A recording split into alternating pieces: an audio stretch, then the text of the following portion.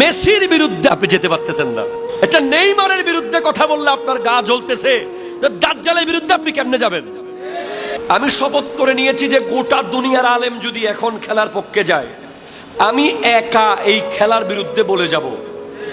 আমি আজকে আসার সময় কয়েক জায়গা থেকে আমার সহকারীর কাছে ফোন এসেছে যে হুজুর ব্রাজিলের বিরুদ্ধে বক্তব্য রেখেছে। কি বক্তব্য রেখেছে? 1970 সালে যে ওয়ার্ল্ড কাপ হয়েছিল, সেখানে গোয়েন্দা সংস্থা সিআইএ ইংল্যান্ডের গোলকিপারকে পানির মধ্যে বিষ দিয়েছিল ব্রাজিলকে জিতানোর জন্য। আমার কাছে অথেন্টিক সোর্স আছে, আমি পড়াশোনা করে বলেছি। এ কথা আমি কেন বলেছি? কারণ আজকের প্রজন্ম একটা কথা বলছে যে খেলা আর রাজনীতি এক নয়, খেলা আর ধর্ম এক নয়। হুজুর, আপনি খেলা নিয়ে ধর্মকে টানবেন না, খেলা নিয়ে পলিটিক্স টানবেন না। এর জবাব আমি বলেছি যে আপনি খেলাকে খেলা মনে করলেও আমেরিকা খেলাকে খেলা মনে করে না। ঠিক কিনা বলেন? আমেরিকা যদি খেলাকে খেলা মনে করত, তাহলে ইরানকে একদিন থাকতে দেয় নাই, রেস্ট করতে দেয় নাই, বিশ্রাম করতে দেয় নাই, সাথে সাথে নামতে হয়েছে, সাথে সাথে চলে যেতে হয়েছে। এখন হুজুর কেন আনতেছেন খেলার কথা? আমি কেন আনবো না? আমি শপথ করে নিয়েছি যে গোটা দুনিয়ার আলেম যদি এখন খেলার পক্ষে যায়, আমি একা এই খেলার বিরুদ্ধে বলে যাব। কেন বলবো? কারণ আমার গবেষণা যেটা, এটা ভুল প্রমাণ করেন আপনারা পারলে, যারা খেলার ভক্ত। সেটা হলো আজকের দিনে কারবালা নিয়ে যখন তরুণ প্রজন্ম ভাববে, ঠিক কিনা বলেন, যখন আমার ইয়াং জেনারেশনের ব্রেইনে আসবে যে এটা মুহররম মাস, এই মাসে কি কি হয়েছিল, এই মাসের সাথে ইসলামের কি সম্পর্ক, কেন ইমামে হোসেন রাদিয়াল্লাহু তাআলা আনহুকে পরিবার সহ শহীদ হতে হয়েছে, কেন উনি ইয়াজিদকে মেনে নিতে পারে নাই, এই ঘটনা থেকে আমি কি শিখব, সেই বিষয়ে যেখানে ভাববে তরুণ প্রজন্ম, সেখানে আমি যখন দেখছি মসজিদের সামনে মিছিল করছে, আমি যখন দেখছি রাতের 1টা বাজে গোটা এলাকা আতশবাজিতে কাঁপাচ্ছে, আমি যখন দেখছি নামাজ চলাকালীন সময়ে রাস্তা দিয়ে ওই ফুটবলের মিছিল যাচ্ছে, আমি যখন দেখছি তরুণ প্রজন্মকে এই আসরগুলো দিয়ে ইহুদি নাসারারা মুসলমানদের হত্যাকাণ্ডগুলোকে নরমালাইজ করে ফেলতেছে, মুসলমানদের ভিতর থেকে জিহাদি চেতনাকে নষ্ট করে ফেলতেছে, মুসলমান তরুণকে ফিলিস্তিনের আগ্রাসনের কথা ভুলিয়ে দিচ্ছে, ইরানের আগ্রাসনের কথা ভুলিয়ে দিচ্ছে, মুসলমান তরুণের ভিতর থেকে জিহাদের জজবা নস্যাৎ করে দিচ্ছে, মুসলমান তরুণকে দাজ্জালকে রিসিভ করার জন্য প্রস্তুত করছে। আমি অবাক হয়ে গেলাম।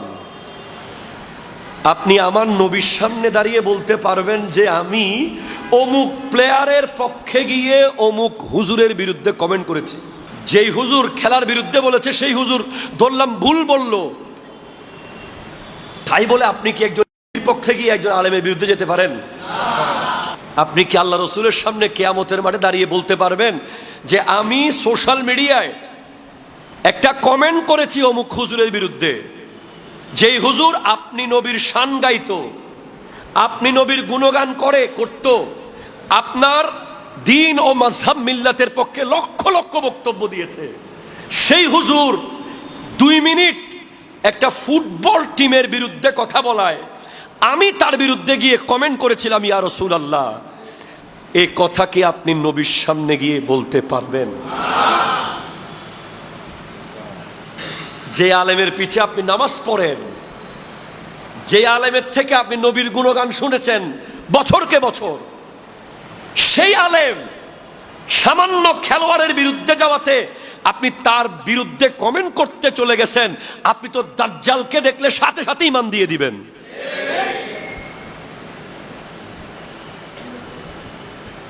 একটা খেলোয়াড়ের বিরুদ্ধে আপনি যেতে পারতেছেন না। আমরা তো আপনাকে খেলা দেখতে মানা করি নাই, আমরা আপনাকে বলেছি যে খেলা নিয়ে তর্কে যাবেন না, এটা আপনার জীবনের অংশ নয়। এটা কিছুক্ষণের মানসিক রিফ্রেশন বলতে পারেন। আপনি আগ্রাবাদ দিয়ে যাচ্ছেন, রাস্তায় টার্বের ভিতরে কিছু যুবক ফুটবল খেলছে, আপনি আপনার বাইক দাঁড় করিয়ে 10 মিনিট দেখলেন, দেখার পর আপনি বাসায় চলে গেলেন, বাস ওখানেই শেষ। এখন আপনি সেটাকে ওখানে শেষ করেন নাই, সেটাকে আপনি চার দোকানে নিয়ে গেছেন, সেটা অফিসে নিয়ে গেছেন, সেটা আপনার ঘরে নিয়ে গেছেন, আপনার বাচ্চাকে ওই দেশের ড্রেস পরিয়েছেন। আপনি যেখানে আপনার আব্বা আম্মার সাথে সংবাদ দেখার সময় একটা অ্যাডভার্টাইজ আসলে বেগানা মেয়ে দেখলে লজ্জা পেয়ে যেতেন, এখন আপনি যখন সবাইকে নিয়ে খেলা দেখেন, ছেলে বৃদ্ধ আবাল বনিতা নারী পুরুষ, তখন গ্যালারিতে অশ্লীল দৃশ্যগুলো আপনার কাছে নরমালাইজ হয়ে যাচ্ছে, এগুলো আপনার কাছে ইজি হয়ে যাচ্ছে, আপনার লজ্জার পর্দা তুলে ফেলতেছে। ঠিক কিনা জোরে কথা বলে? এটা কি আপনি বুঝতে পারছেন না? আপনি বলছেন 4 বছর পরে আসে, এখন 4 বছর আসে 4 মাসের ভিতরে। কিয়ামতের আগে আমার নবীর স্পষ্ট হাদিস, লা তাকুমুস সাআতু হাত্তা ইয়াতাকারাবাজ জামান, ততক্ষণ কিয়ামত হবে না যতক্ষণ পর্যন্ত সময় সংকীর্ণ হয়ে যাবে না। কিয়ামতের আগে বছর যাবে মাসের মতো, মাস যাবে সপ্তাহের মতো, সপ্তাহ যাবে দিনের মতো, দিন যাবে ঘন্টার মতো, ঘন্টা যাবে সেকেন্ডের মতো। তো অলরেডি আপনি আগামী বছর কোথায় খেলা হবে, আগামী 4 বছর পর সেটার জন্য প্রস্তুতি নিচ্ছেন, সেই প্ল্যানে আছেন। আমি আজীব হয়ে গেলাম তরুণ প্রজন্মের এই উন্মাদনা দেখে। তারা কেন বুঝতে পারছে না? এটাকে তারা নাসারারা প্ল্যান করে এই টাইমে ফেলেছে, মুহররম মাসে। কারণ মুহররম হলো আকীদা দুরস্ত করার মাস, মুহররম হলো জিহাদের চেতনা তৈরি করার মাস, মুহররম হলো মুসলমানদের মধ্যে হক বাতিলের পার্থক্য করার মাস, মুহররম হলো কম্প্রোমাইজ না করার মাস, মুহররম হলো যেখানে সেখানে হাত না দেওয়ার মাস। সেই মুহররমের চেতনা কারবালার চেতনাকে ধূলিসাৎ করে দিয়েছে। আপনি খবর নেন, রাস্তায় রাস্তায় সবার মুখে মুখে শুধু কখন কালকের ম্যাচ, কয়টা বাজে হবে, কোন জায়গায় গিয়ে এসে দেখবে, কার বাসায় প্ল্যান হচ্ছে, কোথায় স্ক্রিন দেবে, কে কি খাওয়াবে। বাস আমি আমার স্পষ্ট বক্তব্য, আমার তরুণ প্রজন্ম সবাই আমাকে ছেড়ে দেখ, আমি একজন এই ফুটবলের আসরের বিরুদ্ধে বলে যাব। কারণ ডিরেক্ট কোরআন শরীফের আয়াত, ইয়া আইয়ুহাল্লাযীনা আমানু, হে ঈমানদার, লা তাত্তাখিজুল ইয়াহুদা ওয়ান নাসারা আউলিয়া, তুমি ইহুদি এবং নাসারাকে বন্ধু বানায়ো না। ঠিক কিনা বলেন? আল্লাহুম্মা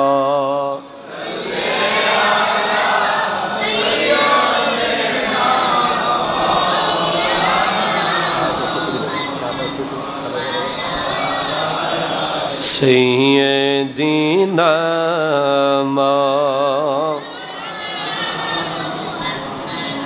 जूदे हक की आग के शोलों पे सोया वो हुसैन, जिसने अपनी खून से दुनिया को धोया वो हुसैन। अल्लाहुम्मा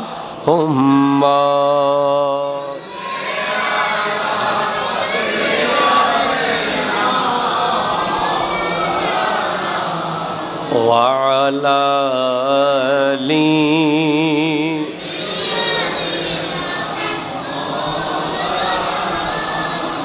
اللہ اللہ اللہ لا الہ الا ہو اللہ اللہ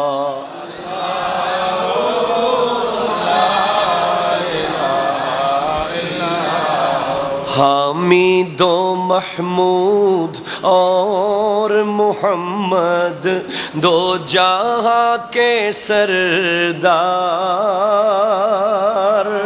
غیبے کی خبریں دینے والا غیبے کی خبریں دینے والا رحمت کا سرکار مدنی اللہ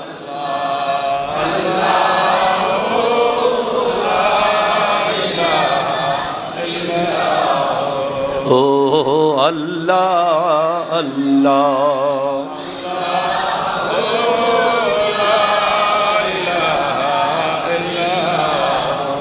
اعوذ باللہ من الشیطان الرجیم بسم اللہ الرحمن الرحیم یا ایہا الذین آمنوا لا تتخذوا اليہود والنصارى اولیاء بعضهم اولیاء بعض ومن يتولهم منكم فإنه منهم إن الله لا يهدي القوم الظالمين وأيضا قال الله تعالى في مكان آخر قل لا أسألكم عليه أجرا إلا المودة في القربى وقال النبي صلى الله عليه وسلم تركت فيكم الثقلين لن تضلوا ما إن تمسكتم بهما كتاب الله وعترتي أهل بيتي وأيضا قال النبي صلى الله عليه وسلم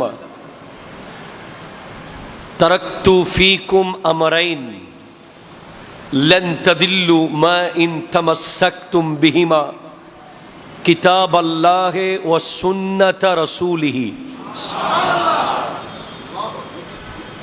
وأيضا قال النبي صلى الله عليه وسلم لا تسبوا أصحابي فإن أحدكم لو أنفق مثل أحد ذهبا ما بلغ مد أحدهم أو نصيفه صدق الله مولانا العظيم وصدق رسوله النبي الأمين المكين الكريم الرؤوف الرحيم ونحن على ذلك لمن الشاهدين والشاكرين والحمد لله رب العالمين ربي صلي وسلم وبارك عليه يا عربي يا قرشي يا هاشمي يا لكبي يا مكي يا مدني يا مطلبي সকলে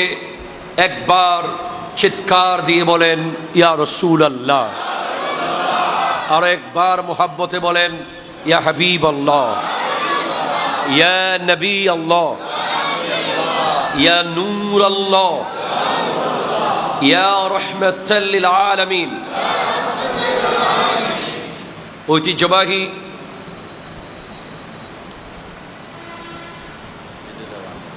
মসজিদে দেওয়ানিয়া এর সকল মুসল্লি বৃন্দ আশিকিন মুহিব্বিন মুতাআল্লিকিন এই এলাকার আহলে বেত প্রেমিক, সাহাবা প্রেমিক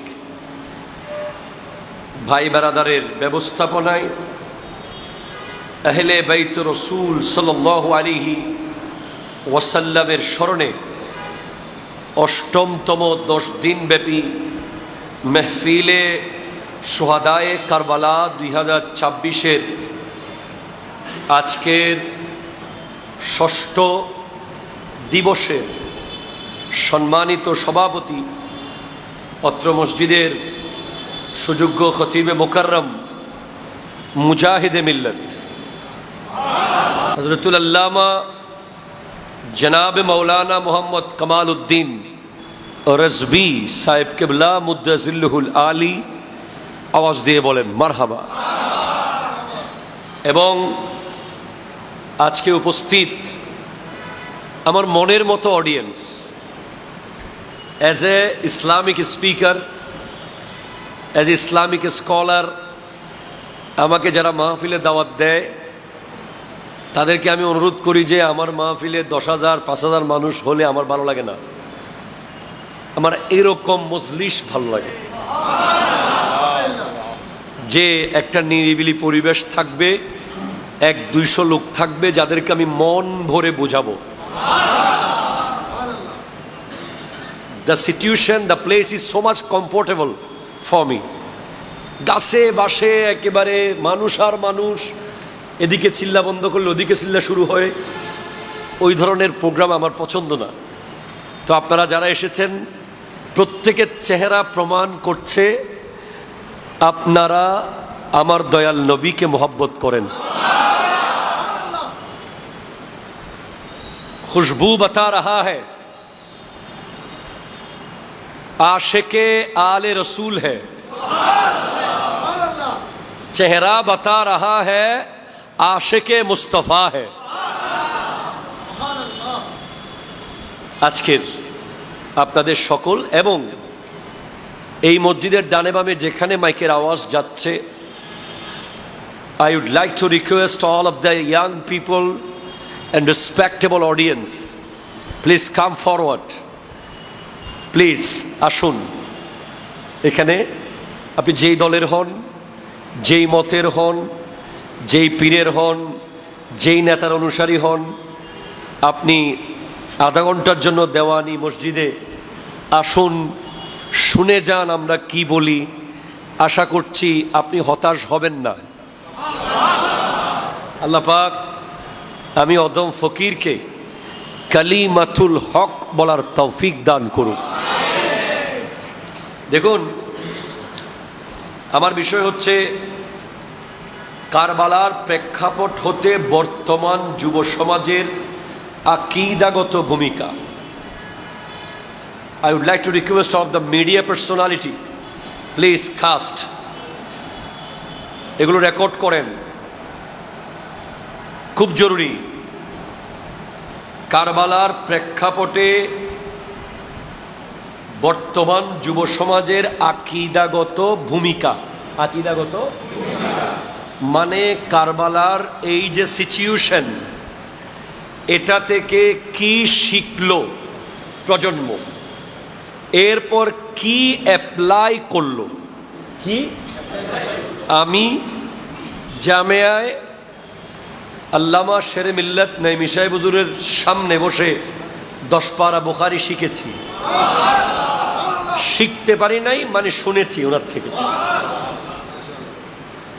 আল্লামা আনসারী হুজুরের দরসে 10 পারা, আল্লামা ওসির রহমান হুজুরের দরসে 10 পারা, 30 পারা ওনারা 3 জন মিলে আমাদেরকে পড়িয়েছেন ক্লাসে এবং খানকায়, দিনে রাতে।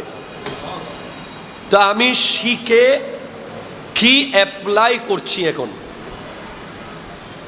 আপনি ওই গ্যারেজে মেকানিক কিভাবে গাড়ি স্ক্রু খুলতে হয়, কিভাবে স্ক্রু লাগাতে হয় শিখেছেন।